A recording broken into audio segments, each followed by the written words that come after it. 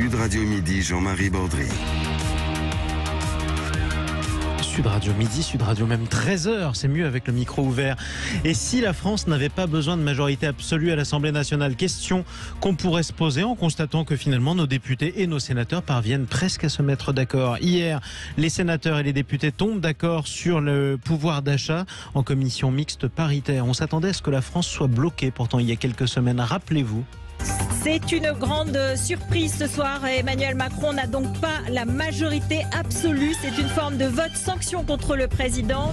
C'était le soir du second tour des élections législatives. La majorité présidentielle ratée de beaucoup, d'une cinquantaine d'élus. La marge de la majorité absolue à l'Assemblée nationale. On s'attendait à voir un pays complètement bloqué. Ensuite, le gouvernement annonce vouloir travailler sur des majorités de projets au cas par cas avec certains groupes d'opposition selon les textes qui étaient votés. Aujourd'hui, plusieurs semaines après, on se rend compte que finalement un certain nombre de textes ont pu quand même être votés. On en débat avec nos deux invités. Carl Olive, bonjour à vous. Bonjour. Député Renaissance dans les Yvelines. Nous sommes également en direct sur Sud Radio avec Aurélien Taché. Bonjour à vous. Bonjour. Vous êtes député du Val d'Oise et trésorier du groupe écologique à l'Assemblée, bien sûr, membre de la NUP, la nouvelle Union populaire écologique et sociale. Pas de majorité, c'est le premier mot qu'on avait eu le soir du second tour des élections législatives. Vous attendiez un pays bloqué, Carl Olive ?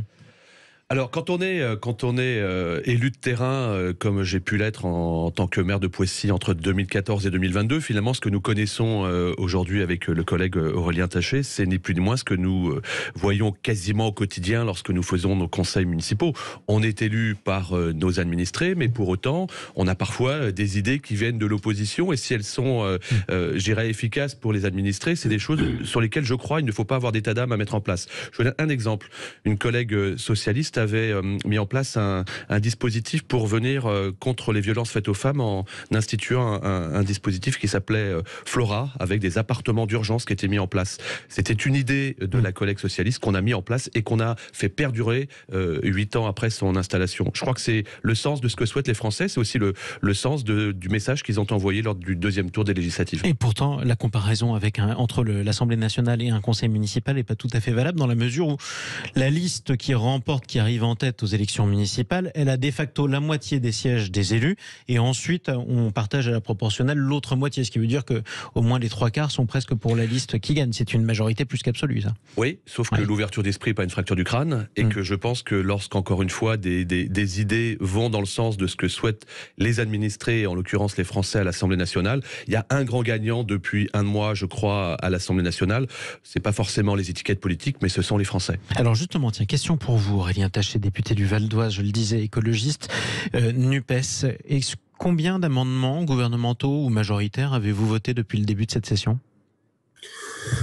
C'est pas des amendements, puisque comme c'est la majorité, c'est plutôt les articles du texte. Moi, j'en ai voté un certain nombre. Quand ils vont dans le bon sens, j'ai aucun problème à les voter.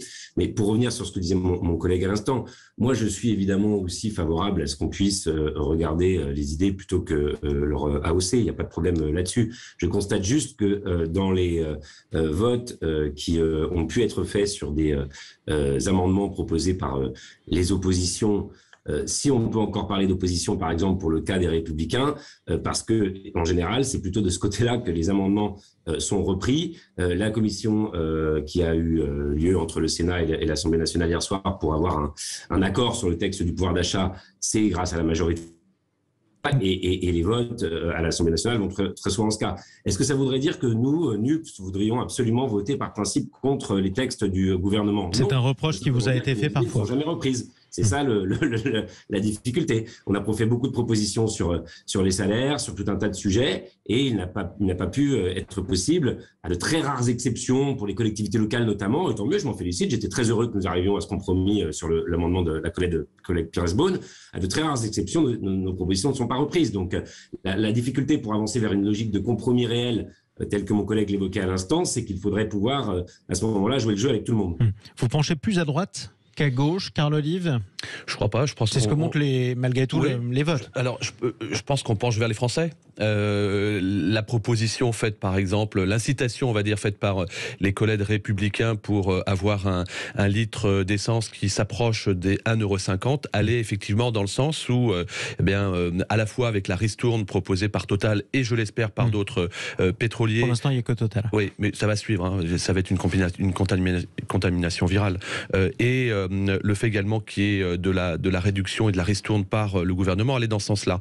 Comme le disait Aurélien Taché à juste titre, la proposition de Madame Pires-Beaune, qui fait partie des collègues de gauche, sur sa proposition d'être dans une compensation par rapport au travail des collectivités locales, va aussi dans ce sens-là. Et je crois que l'histoire retiendra que ce côté inédit de l'Assemblée nationale, avec parfois des dialogues enflammés, parfois à la limite également du respect, j'en ai été l'un des premiers à soulever le sujet, fait qu'on retiendra que malgré tout, malgré cette majorité relative, je dis bien relative, où chacun doit balayer devant sa porte, c'est finalement quelque chose que souhaitaient plébisciter les Français, et force est de constater que ça fonctionne. Alors ça fonctionne en tout cas pour faire avancer des textes de loi, ça fonctionne aussi parfois pour mettre l'ambiance, vous le disiez vous-même, on a assisté quand même à des scènes particulièrement chaotiques à l'Assemblée nationale. Vous avez même un camarade de la majorité, Carl Olive, qui s'est fait réprimander seulement parce qu'il avait fait un salut nazi en s'adressant à un élu Rassemblement national. On ne peut pas dire non plus que le respect soit présent à tous les étages dans cet hémicycle, Aurélien Taché? Non, c'est certain qu'il y a une forme d'ambiance, si on peut dire ça comme ça, à l'Assemblée nationale. Après, moi, je suis pas choqué qu'il y ait des débats, effectivement, ce que disait Carl Olive à l'instant. Enfin, c'est normal. On est dans une assemblée où il y a une pluralité politique. La France est un pays politique. Les représentants de la nation ont l'habitude de représenter leurs citoyens en exprimant leurs opinions de manière forte. Et je trouve que c'est très bien comme ça. Mais il ne faut pas franchir effectivement certaines limites. Il y a eu parfois des choses qui ont pu être choquantes. Par exemple, pas vraiment aucune sympathie pour le Rassemblement national, mais effectivement, un salut nazi dans un hémicycle, il vaut mieux s'abstenir. On fait pas ça pour rire, fois, en tout cas. Je préfère une assemblée vivante à ce que j'ai pu connaître par le passé, mais je crains que la pluralité affichée, en réalité, va surtout réinstaller un clivage politique bien connu des Français, que Emmanuel Macron essaye encore de dissimuler, mais en fait, ce qu'on voit se réinstaller à l'Assemblée, c'est simplement le clivage gauche-droite. On va avoir une majorité qui va gouverner avec LR, qui va gouverner à droite. Il y aura une opposition de gauche. Et puis après, il y a le Rassemblement national qui, pour moi, est à mettre sur un autre plan.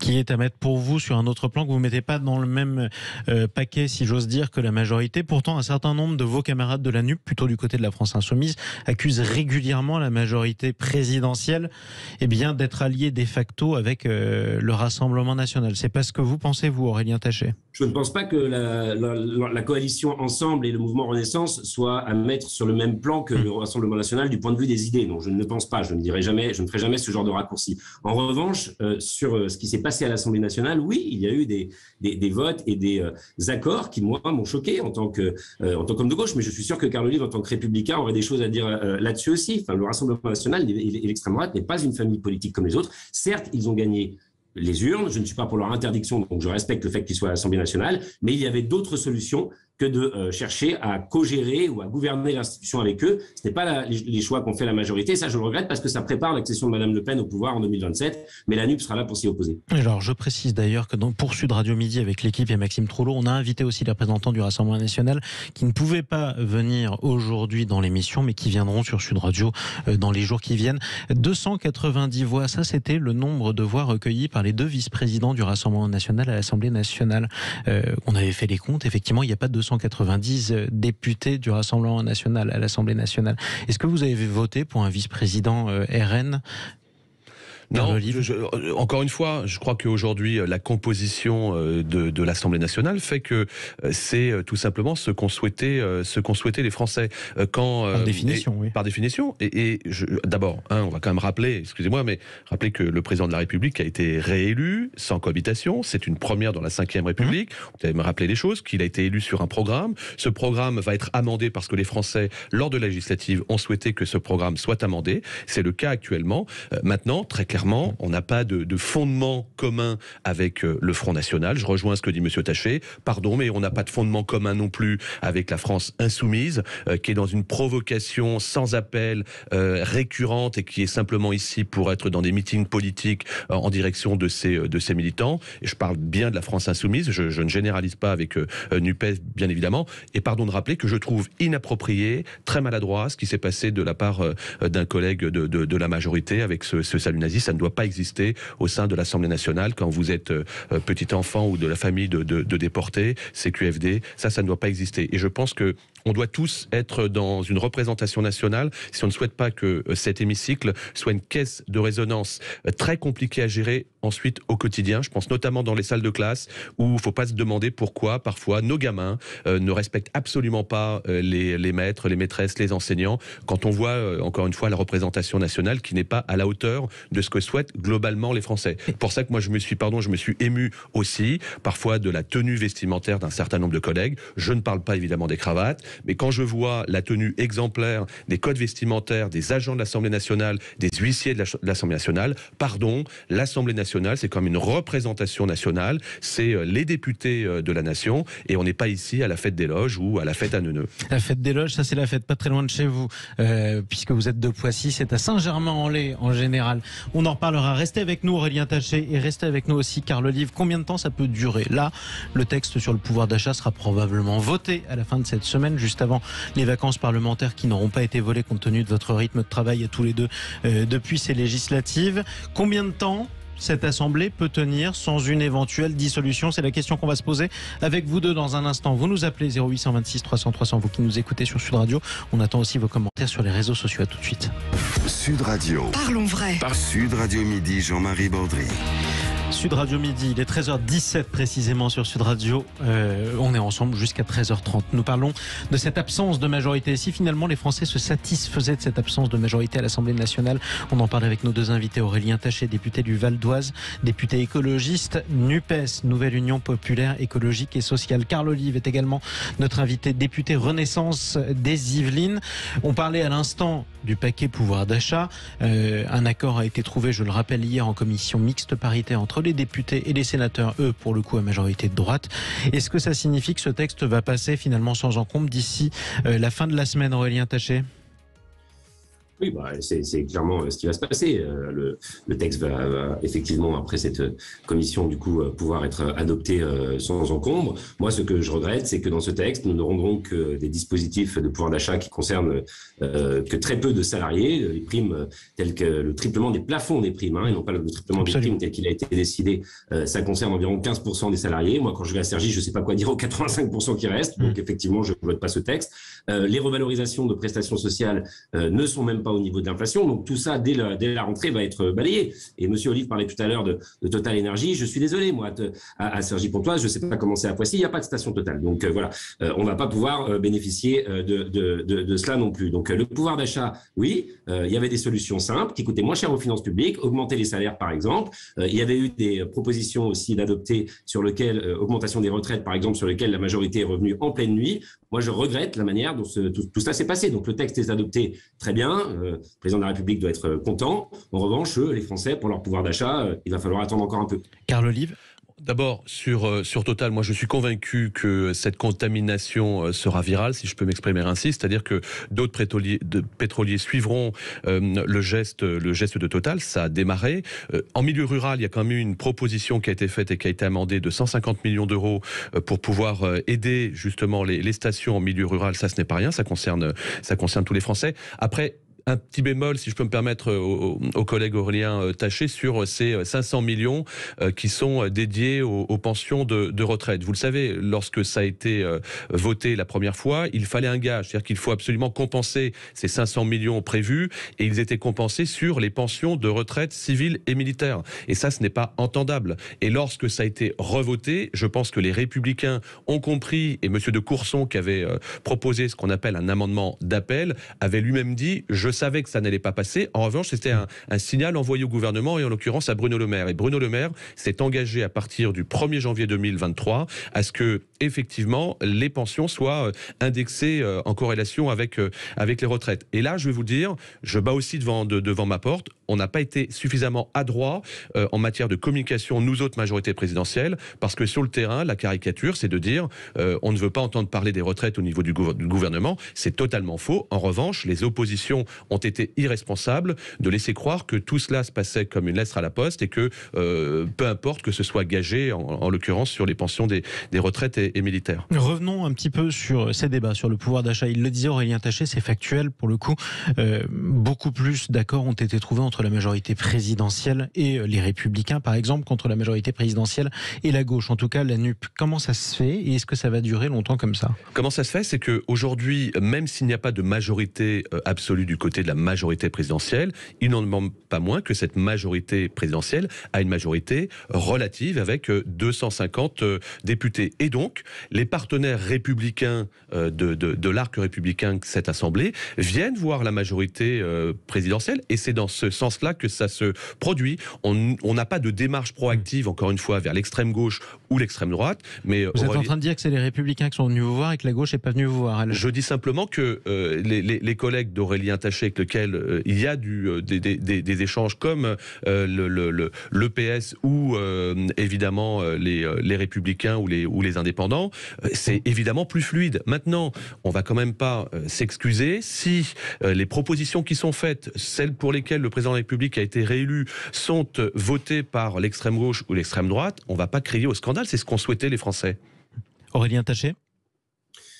Oui, enfin, sauf qu'il y a le contenu des propositions. D'abord, moi, je ne peux pas entendre qu'on mette sur le même plan, et pourtant je ne suis pas membre de la France Insoumise, mais ce que vous appelez l'extrême gauche, encore une fois, et le Rassemblement National qui lui est bien à l'extrême droite.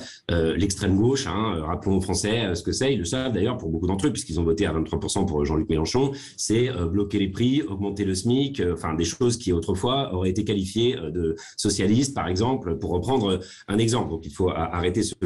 En revanche, à l'extrême droite, on a bien toujours des gens qui, effectivement, dans les rangs du parti de Marine Le Pen et qui sont aujourd'hui à l'Assemblée nationale, ont été condamnés pour antisémitisme, trouvent que l'IVG est un crime, nous font des odes à l'Algérie française dès qu'ils arrivent dans l'hémicycle. On voit bien qu'on n'est pas du tout sur le même plan.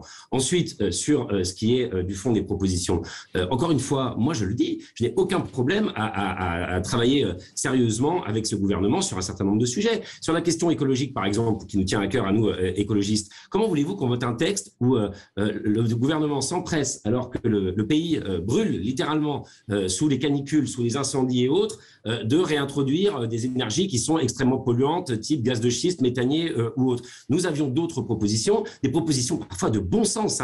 Passer la TVA à 5,5 sur les billets de train, je suis désolé, mais enfin c'est quand même pas révolutionnaire. Ça permet aux gens de prendre le train qui sera moins cher, qui est beaucoup moins polluant. Et bien sur ce type de proposition-là, par exemple, on ne peut pas discuter avec la majorité qui renvoie systématiquement nos propositions dans les cordes. Donc, encore une fois, nous mettre sur le même plan que des gens qui ne voudraient absolument pas travailler, qui seraient dans l'antiparlementarisme, est injuste. Et moi, j'attends sérieusement qu'un jour, peut-être, cette majorité, ce gouvernement, voit les uns et les autres pour discuter de leurs propositions sur le fond en amont des textes, essaie de trouver une manière de fonctionner qui ressemble à celle des parlements un peu partout en Europe. Mais pour l'instant, ça n'est pas du tout le chemin que ça prend. Pour l'instant, ce que fait simplement la majorité, c'est de s'entendre de manière un peu dissimulée, parce que les Républicains ne veulent pas trop le montrer, avec la droite, et on voit bien vers quelle direction tout ça va. Mais c'est pas forcément un problème d'ailleurs, simplement sur le plan démocratique, il faut l'assumer. On ne peut pas dire aux gens, voilà, c'est nous qui voulons travailler avec, par exemple, tout le monde, et notamment les forces de gauche, mais elles refusent de travailler avec nous. Non, vous refusez toutes nos propositions, et vous allez travailler avec uniquement le camp de droite. Dernière question que je pose à vous deux, alors question directe, réponse directe, est-ce que vous pensez que ça peut tenir cette configuration sans majorité absolue 5 ans, c'est le mandat pour lequel vous avez été élu, oui ou non, Carl Olive? Dès lors où on n'est pas dans une situation de posture idéologique, dogmatique, de blocage, pour simplement, pardonnez-moi l'expression. C'est pas oui ou non, ça? Oui, je pense que ça peut fonctionner. Ça peut fonctionner 5 ans. Oui, parce que les Français plébiscitent. Je voulais juste dire au collègue Aurélien Taché un mot pour dire que malgré tout, l'extrême gauche, je parle de LFI, quand on dit que la police tue, que les journalistes sont des abrutis et que les chefs d'entreprise sont des parasites, c'est pas quelque chose de très républicain. Aurélien Taché, 5 ans? C'est possible ou pas? Oui, ça peut tenir 5 ans, puisque je vous le dis depuis tout à l'heure dans ce débat, on voit bien que les équilibres politiques sont en train de se redessiner. Donc, effectivement, il y aura Emmanuel Macron trouvera sur sa droite des gens pour voter les textes. Peut-être de temps en temps, s'il fait un pas vers nous, nous voterons un certain nombre de textes aussi. Mais on voit bien que c'est plutôt dans cette direction que l'on va. Donc, je pense que le président de la République sait très bien que s'il dissout l'Assemblée nationale demain, il aura encore moins de députés qu'aujourd'hui. Donc, il ne le fera pas. Voilà. Donc, il trouvera d'autres solutions pour avancer. Moi, ce qui m'intéresse, c'est que simplement, on profite aussi de cette situation un peu inédite pour effectivement vraiment prendre des idées qui viennent de partout et vraiment faire avancer des grandes causes comme la justice sociale, l'écologie et bien d'autres. Merci à tous les deux d'être intervenus dans le débat de Sud Radio Midi. Aurélien Taché, qu'on entendait à l'instant, député écologiste du Val d'Oise, membre de la nouvelle Union populaire écologique et sociale. Merci à vous, Carl Olive, député Renaissance des Yvelines. La suite de votre journée, puisqu'on se retrouve nous demain à midi, ce sont les clés d'une vie avec Jacques Pessis, tiens, avec un invité prestigieux, homme de télé, Carl Olive, que vous avez peut-être connu. Je suis un animateur, je pose des questions de culture générale. Je suis, d'après vous, Carl Olive? Je suis le collègue d'ITélé il y a quelques années. Julien Lepers, c'est l'invité de Jacques Pessis. C'est dans un instant et c'est sur Sud Radio.